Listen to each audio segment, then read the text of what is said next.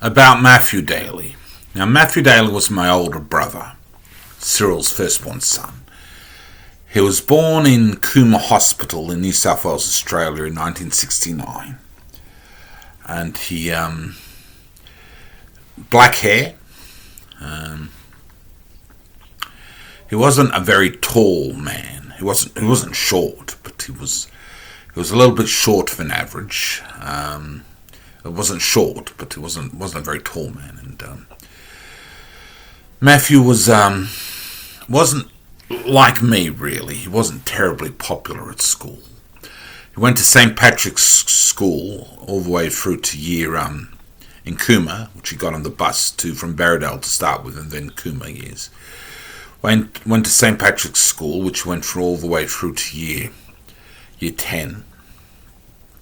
And he sort of, one of his nicknames was Wall. And initially I thought it was named after Wall from Full Rock Flats, the comic, but it looks like, having looked at him, Wally Lewis, the Queensland football above, looks because Matt has a look of Wally Lewis.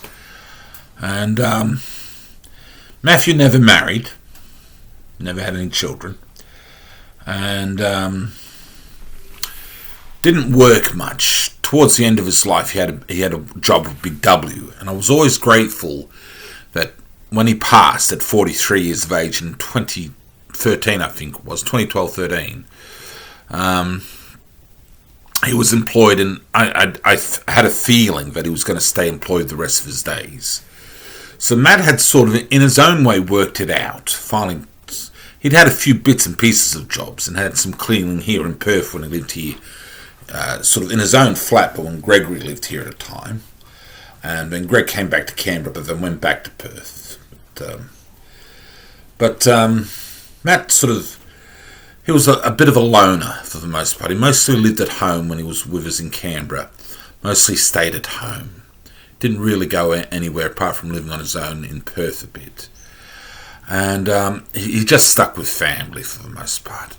It wasn't really friends out there, just family and friends of family, like Gerard Bryant, who Matt would spend time with Gregory a lot, and sometimes me and the family, down at the coast where he would go occasionally, all the way down to Tarfa and places like that. And Matt liked to read a bit, fantasy books and science fiction a bit, and some other stuff, and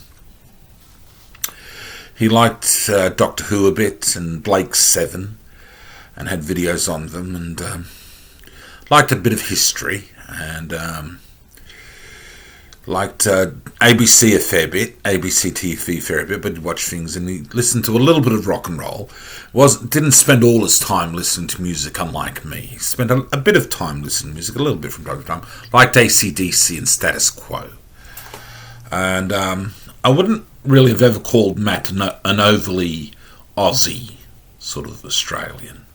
He was born in Australia, but he never really came across as going Aussie, Aussie, Aussie.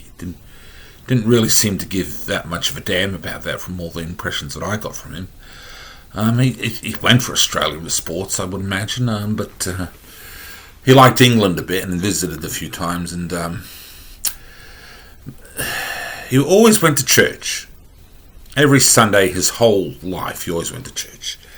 And even though he was a grouch, and that was a grouchy sort of fella, me and my nephew Jaden would call him Oscar, named after Oscar for a Grouch from Sesame Street. We'd chuckle on that because he went back to his garbage can, which was his room all the time at home, and even though I ended up living in that room a few times, but it was a grouchy. Matt was grouchy and grumbly, and would always argue with Mum, and it seems they would argue just for the sake of it, you know.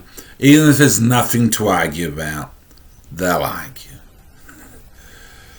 Really sad, but that was Matt.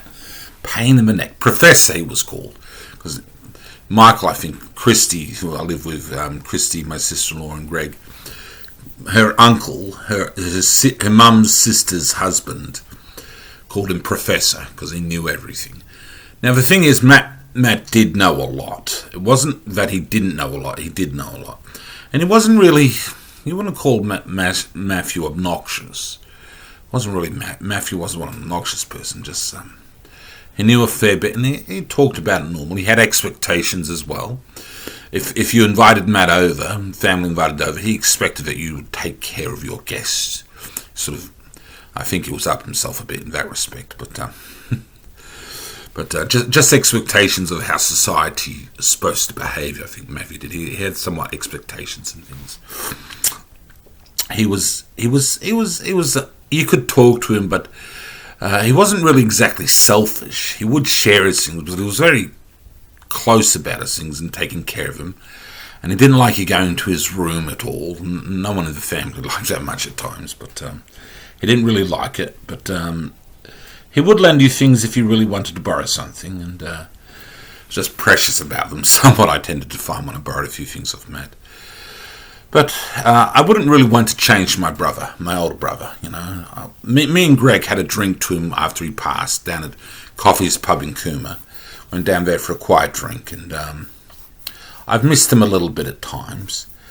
And he died with a brain bleed, a brain hemorrhage or something like that. And I do recall that he'd had a bit of quite a furious argument with Mum just the night before or something, or the day before. And I wasn't terribly surprised when Mum found him naked on his bedroom floor. So we hadn't seen him all day, and his door was locked, and Mum finally managed to get in. I tried looking through the window and I couldn't see him, but he was down on the floor in front of his computer, and Mum was upset. But Matt, he was a regular enough person. He was law abiding. He drank a little bit of beer, but he didn't get drunk. He hardly ever got drunk. It wasn't his way very much. He never smoked that I saw him. He probably had a few cigarettes in life, but he wasn't a smoker. He wasn't a drinker. He wasn't an alcoholic, but he would occasionally have a beer. He'd have it from time to time. Wasn't a heavy drinker like Greg. Greg, my brother, he occasionally has a beer. We had one the other night, but it's not something Greg gets preoccupied with, like Dad, who hardly ever touched it as well. But Matt was an alright enough fella. He was a Daly. He was true enough to God. You might think that Matt might not really care, but he sort of looking at him, you might not think that he gives much of a damn, but he was faithful to God. He was faithful to the church, kept on going, and I'm pretty sure he believed he was faithful enough. It became, in our family, if you didn't really care, you didn't really have to go to church. No one would really object. But Matt went along simply because he probably believed the faith, and he kept it. So Matthew Daly was an okay enough person, and may he rest in peace.